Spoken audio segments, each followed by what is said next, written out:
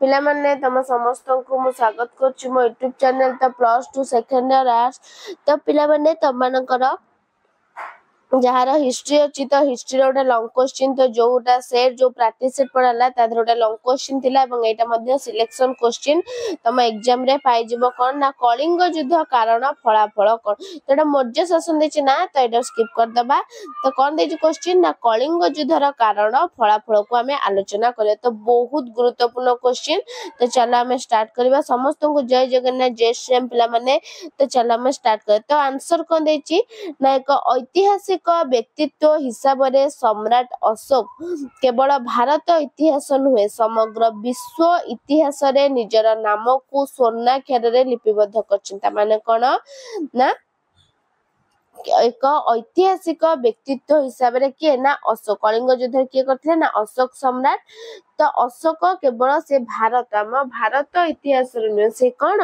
ना से समग्र विश्व इतिहास रे निजर नाम को से स्वर्ण अक्षर रे कौन ना लिपिबद्ध करी जाई छंती तांको राजनैतिक जीवन रे संगठित एकमात्र तांको जीवन रे जो राजनैतिक जीवन रे से संगठित केवल एकमात्र युद्ध से को युद्ध ना कलिंग युद्धर भयावहता विश्ववासी को जेतिकी भयभीत करैथिला देवानंद प्रियदर्शी हिसाब रे विश्व भातृत्व प्रतिष्ठा दिगरे तांकर उद्यम समस्त को सेतिकी विस्मित करी थिला ख्रीष्टपूर्व 273 रे सम्राट रूपे निजको घोषणा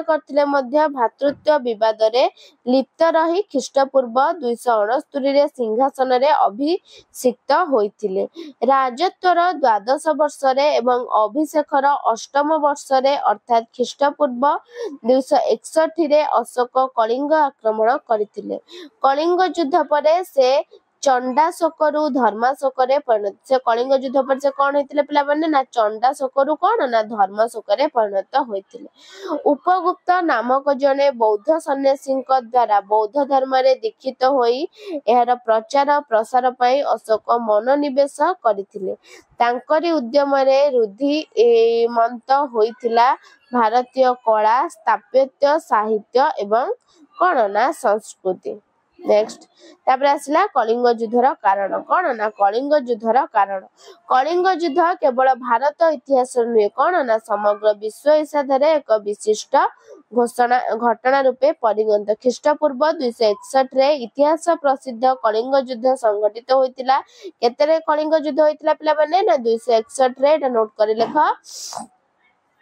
पाकिस्तान शाहबाज गढ़ ठारू मिलिथिबा अशोकଙ୍କ त्रयोदश शिलालेख कलिंग कोन रॉक एडिक्ट X कलिंग युद्ध उपरे आलोकपात करिथाय कलिंग युद्ध पई निम्नलिखित कारण गुडिक मध्ये दायी थिला कोन से प्रथम हैला राजनैतिक कारण कोन ना राजनैतिक कारण कोन बिंदुसारଙ୍କ मृत्यु परे अशोक उत्तराधिकारी सूत्र रे एक विशाल साम्राज्य पाइथिले कहा मृत्यु परे ना बिंदुसारଙ୍କ मृत्यु परे भारतर अधिकांश अंचल तांको साम्राज्यर अंतर्भुक्त थिला मात्र कलिंग एक स्वाधीन राज्य भाबरे निजर प्रभाव विस्तार करिथिला कलिंग चंद्रगुप्त मौर्यଙ୍କ समयरु एक अभिजित राष्ट्र भाबे मध्ये कलिंग को ना चंद्रगुप्त मौर्यଙ୍କ समयरु से कोना ना अभिजित राष्ट्र भाबरे से कोन ना रहिथिला मगधर सीमा सहित या संलग्न होइतिबारु कलिंगर स्वाधीनता मगध पई विपद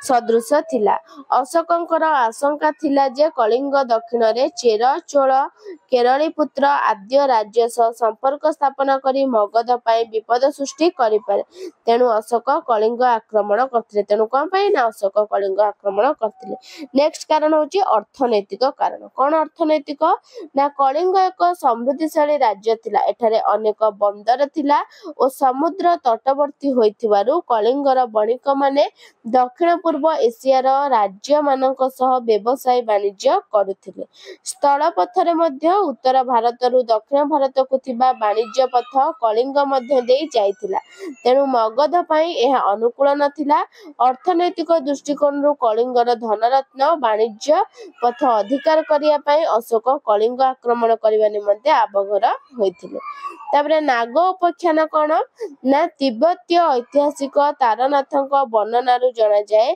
विदेशरू अशोकଙ୍କ ପାଇଁ ଆସୁଥିବା ମୂଲ୍ୟବାନ ଉପହାର କଳିଙ୍ଗର କଣ ନା ଦୁର୍ଦ୍ଧର୍ଷ ନାଗାମାନେ ଲୁଟି ନେଉଥିଲେ। ଏହି ନାଗାମାନେ ଥିଲେ କଳିଙ୍ଗର ସମୁଦ୍ରଗାମୀ ନାବିକ। ଏହି ଘଟଣା କଳିଙ୍ଗ ବିରୁଦ୍ଧରେ ଯୁଦ୍ଧ କରିବାକୁ ଅଶୋକଙ୍କୁ ଉତ୍ତେଜିତ କରିଥିଲା। ତାପରେ ଆସିଲା ସାମରିକ କାରଣ। କଣ ନା ସାମରିକ କାରଣ। ଅଶୋକଙ୍କର ସାମ୍ରାଜ୍ୟବାଦ ନୀତି ଯୋଗୁଁ ସ୍ୱାଧୀନ କଳିଙ୍ଗର ଅବସ୍ଥିତି ତାଙ୍କ ପାଇଁ ଅସହ୍ୟ ଥିଲା।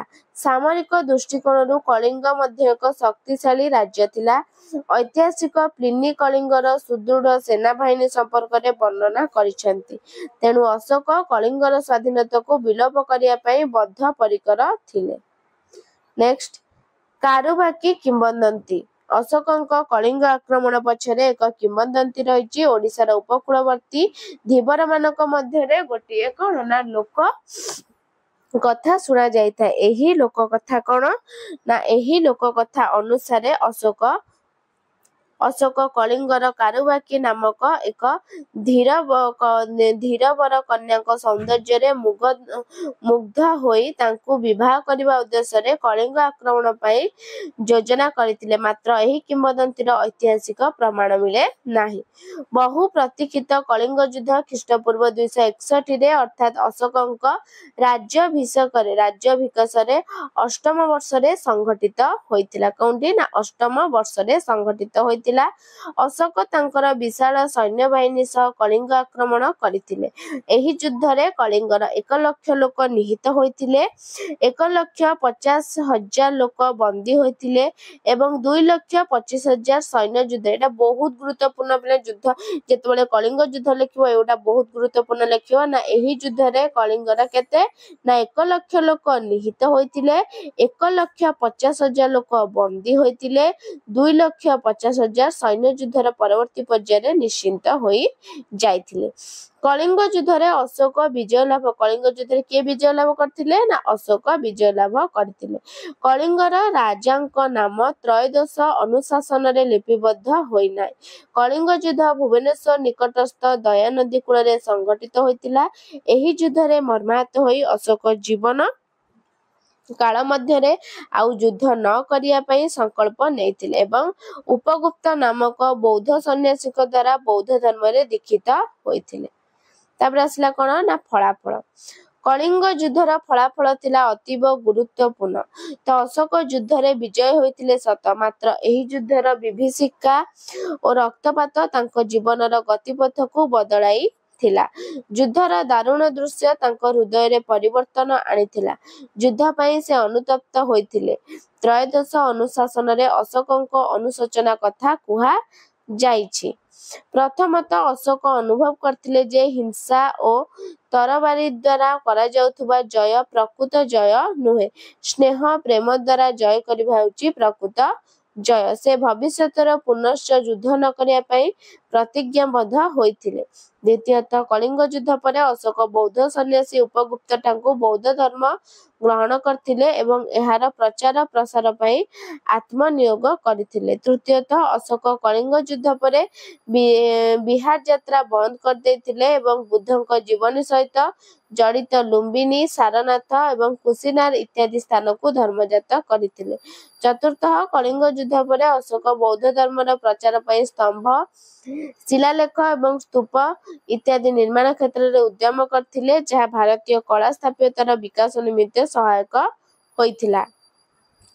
ଶେଷତଃ କଳିଙ୍ଗ ଯୁଦ୍ଧ ପରେ ବିଶ୍ୱ ଭ୍ରାତୃତ୍ୱ ପ୍ରତିଷ୍ଠା ଦିଗରେ ଅଶୋକ ଉଦ୍ୟମ କରିଥିଲେ ଏବଂ ସିରିଆ, ମିଶର ଏବଂ ମାସିଡୋନିଆ ଆଦି ଦେଶକୁ ଶାନ୍ତି ଦୂତ ପ୍ରେରଣ କରିଥିଲେ।